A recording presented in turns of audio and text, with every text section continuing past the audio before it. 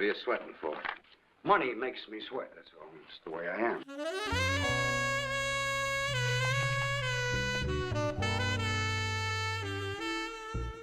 Here goes.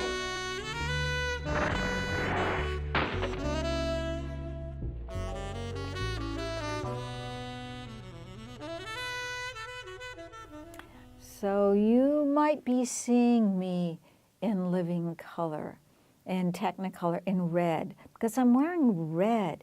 And you know, in black and white, red becomes kind of a charcoal gray.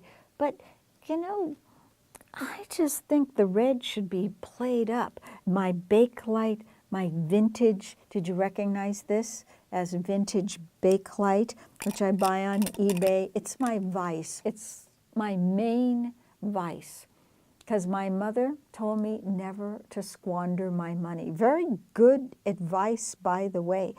People should not squander their money, but I squander my money, and I squander it on my vintage Bakelite. You know, it comes from sometimes as far back as the 30s, the 40s, the 50s, and I like wearing something that's been owned before, maybe by two people. I like to wonder about their lives, who they were, you know. Maybe they were going to see the same movies that we're talking about now when they were first released. Now, this is what our theme of tonight is going to be. It's going to be about money. As soon as I knew that I was going to read Dana Gioia's poem called Money, some of you probably know it, I knew right away what movie I wanted to talk about. A movie where it's not just a man and a woman who want to get money, like Gun Crazy or one of those, or Double Indemnity. A whole bunch of people want to get money, all for different reasons. They all have a story in their lives that makes it so necessary for them to get some money. And all of these characters, what's so wonderful about this movie is that they come from all different walks of life. Some of them kind of seem to come from the Lower East Side. They have a tenement life. 1,300, you must be crazy. I got mouths to feed and rent to pay and all that stuff. And then you have a very wealthy lawyer, attorney, who's no longer wealthy, who's in great financial straits. Oh, I suppose a fellow should stick to his own trade, but I know some pretty big men around here that might not be averse to a deal like this if they're properly approached. You have somebody who has gambling debts. Yeah, I need 2,300. What? Something I just got to take care of. Cobby, maybe? Yeah, let him sweat. It'll do him good. Cobby can spare a few pounds. You can't owe money to a guy like him, a little loudmouth who bones you when he isn't even trying to. And another is a mastermind criminal who just got out of jail, brilliant in his field. Make your way up the back stairs and jump the alarm system. That'll take another 3 minutes.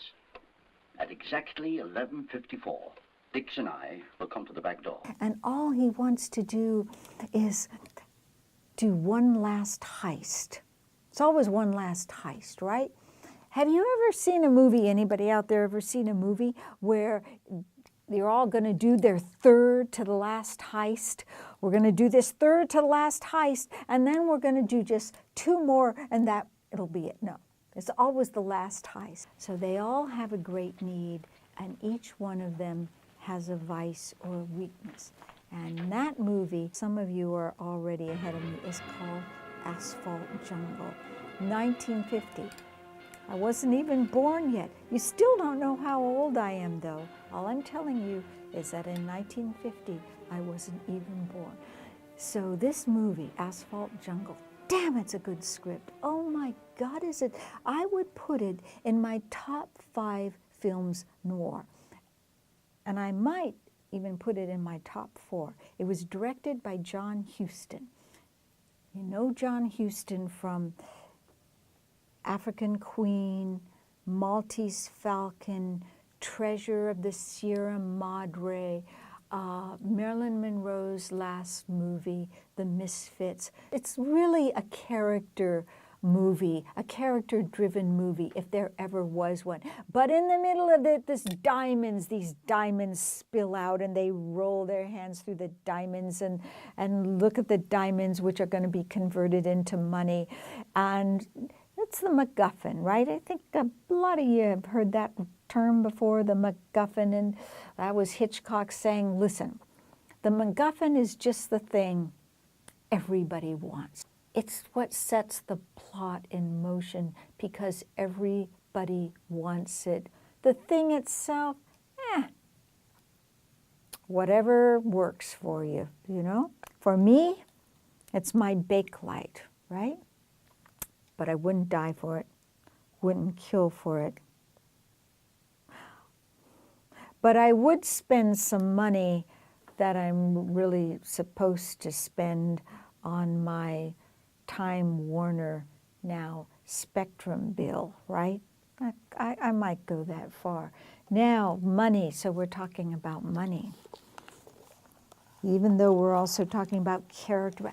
Beautiful script, by the way. Oh my gosh, that script. It's a literary script. All along, you're getting these little hints about their character, what makes these people tick. It has a heartbreaking end, by the way. I'm not going to tell you, but the most poignant end, I think, of any film noir.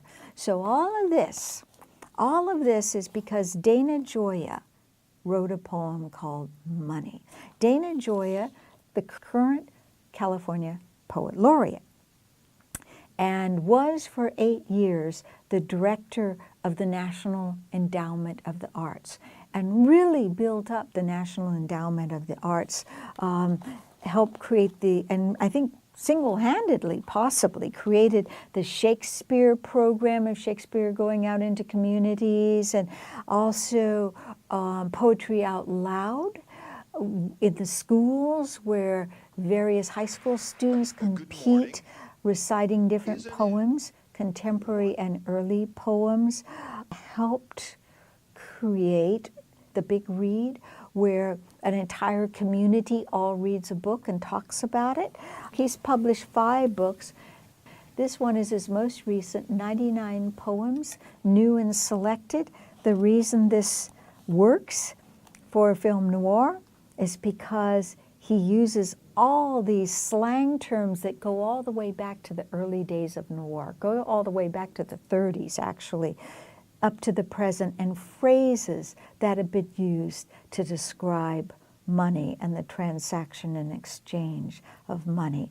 And at the top it has an epigraph from Wallace Stevens, and that is, money is a kind of poetry. Money, the long green, cash, stash, rhino, jack, or just plain dough. Chalk it up, fork it over, shell it out, watch it burn holes through pockets. Oh, to be made of it, to have it to burn, greenbacks, double eagles, megabucks, and Ginny Mays. It greases the palm, feathers a nest, holds heads above water, makes both ends meet. Money breeds money, gathering interest, compounding daily, always in circulation. Money, you don't know where it's been, but you put it where your mouth is, and it talks.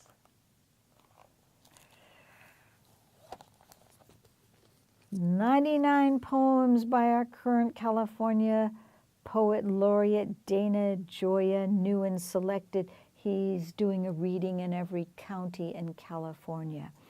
There's one other thing I want to say about money before I say good night, ladies, good night, gentlemen. Money's been on my mind lately Because the bum in office, I always call him the bum in office. I'm talking about the high office.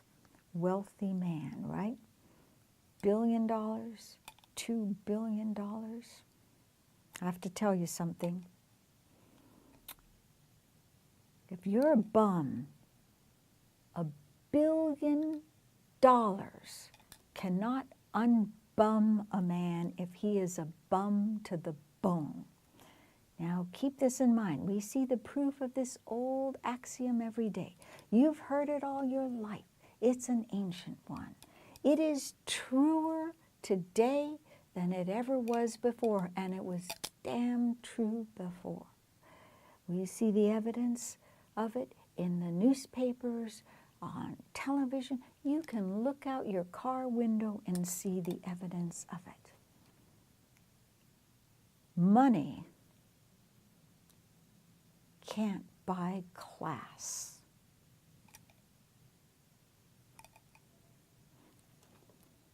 With that, those old words of wisdom, good night, ladies. Good night, gentlemen. And remember, watch your back. Look both ways and don't ever let anybody treat you like you're two for a dime.